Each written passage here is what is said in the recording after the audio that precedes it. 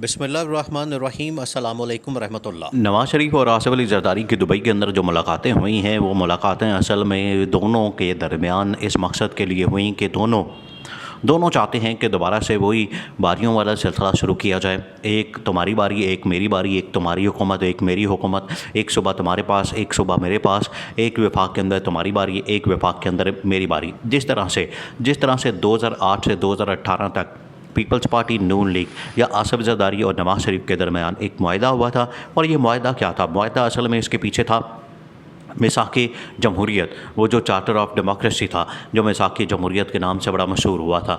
वो असल में मुआहदा इनकी आपस की बंदरबांट थी।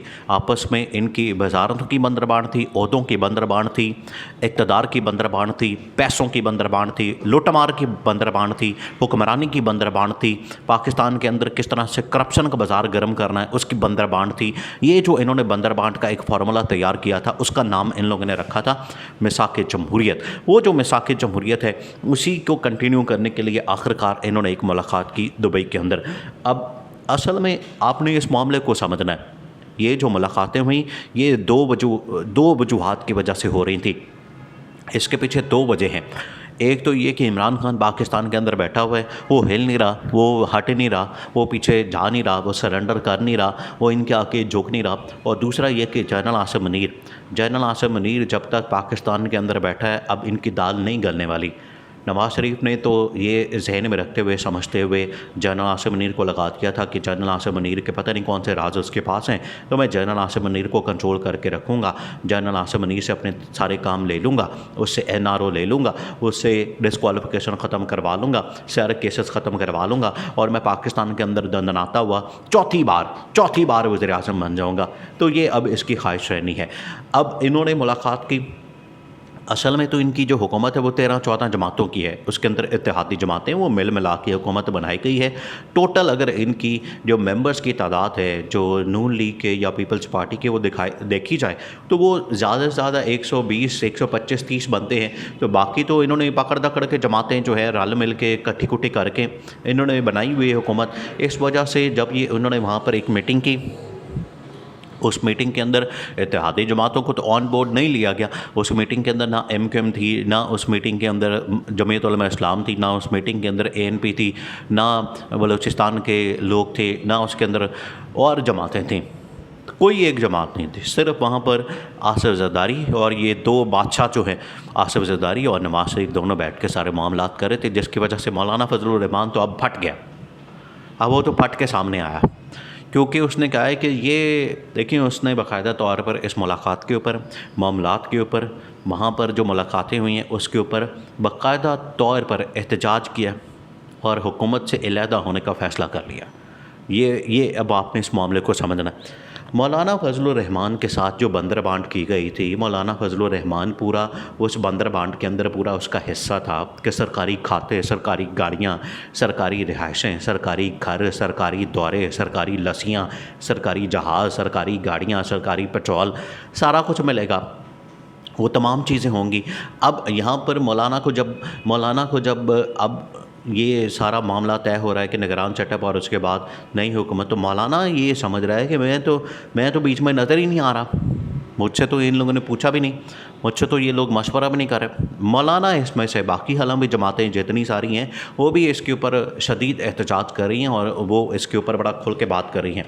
लेकिन मौलाना ने इसके ऊपर एहतजाज किया। मौलाना ने कहा कि ये क्या तमाशा लगाया हुआ है, ये हुकूमत हमारी वजह से बनी है, हुकूमत में हम लोगों ने इनको सपोर्ट किया, हुकूमत लाने में हमारे MNA MPA सारे लोग शामिल हैं और इनकी जो आगे की बंदरबांट है उसके अंदर ये सिर्फ दोनों बैठ के फैसले कर रहे हैं। उसके अंदर ये दोनों बैठे हुए हैं और दोनों ने यहाँ पर दुबई के अंदर मुलाकातें बुलाई हुई हैं, मुलाकातें और मीटिंगें हो रही हैं और हम उस खाते में शामिल ही नहीं हैं।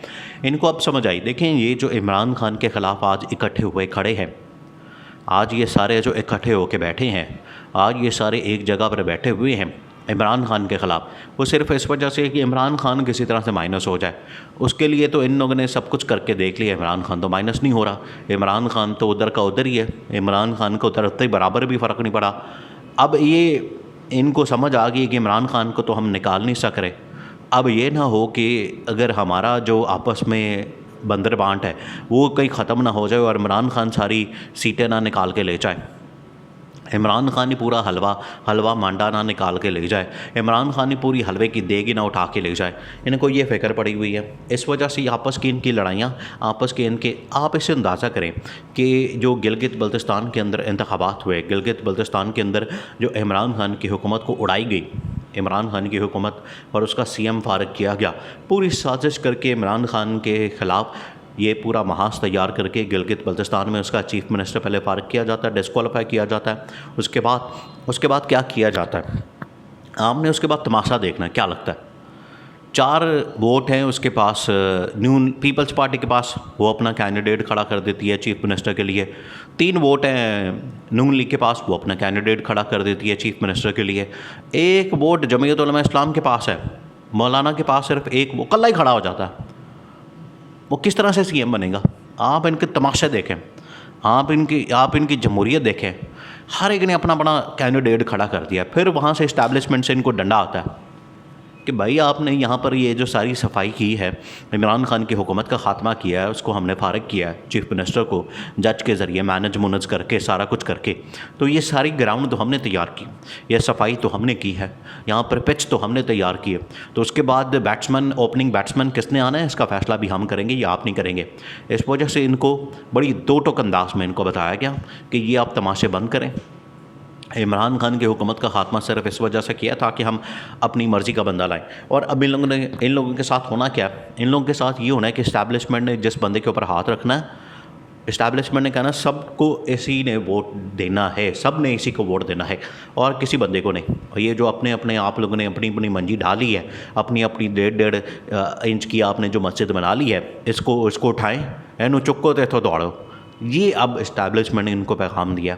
और ये मौलाना की लड़ाई, आसिफ अली जरदारी की लड़ाई, और दुबई के अंदर भी जो मुलाकातें हुई वो कोई इतनी अच्छी मुलाकातें नहीं हुई कि उसके अंदर बड़ा अच्छा सब कुछ ठीक रहा, सब अच्छे की रिपोर्ट रही है, कुछ भी अच्छा नहीं हुआ। उसके अंदर भी इनकी आपस की बंदर बांट सही तरह से नहीं हुई, क्योंकि पंजाब के ऊपर लड़ाई है, सिंध के ऊपर। सिंध तो आसिफ अली जरदारी ने अपने हाथ में रखा हुआ है, सिंध में जाने नहीं देता। पंजाब के अंदर कहता है मुझे भी सीटें दो, नवाज शरीफ कहता है फिर सिंध के अंदर भी मुझे सीटें दो। रौले इनके पड़े हुए हैं। और वफाक के अंदर अब ये कहते हैं कि नवाज शरीफ कहता मुझे आने दो, आसिफ जरदारी कहता है तुम्हारी बारी लगवा तो दी है तुम्हारे भाई के ज़रिए, ये अभी तुम्हारी हुकूमत है, नून लीग की हुकूमत है, और किसकी हुकूमत है? मेरी हुकूमत है, ये पीपल्स पार्टी की हुकूमत है। इस वजह से इनकी लड़ाइयाँ पड़ी हुई हैं और इसका बराह रास्त फ़ायदा ये अब जनरल आसिम मुनीर को इसको समझ आ गई है कि ये सिर्फ आपस में इक़्तिदार के लिए इकट्ठे बैठे हुए हैं, लुट मारे के लिए इकट्ठे बैठे हुए हैं, हलवे मांडे के लिए इकट्ठे बैठे हुए हैं। इनके पाकिस्तान के मफाद से, पाकिस्तान की आवाम से, पाकिस्तान की फ़ौज और दिफा से दूर दूर तक कोई ताल्लुक़ वास्ता नहीं।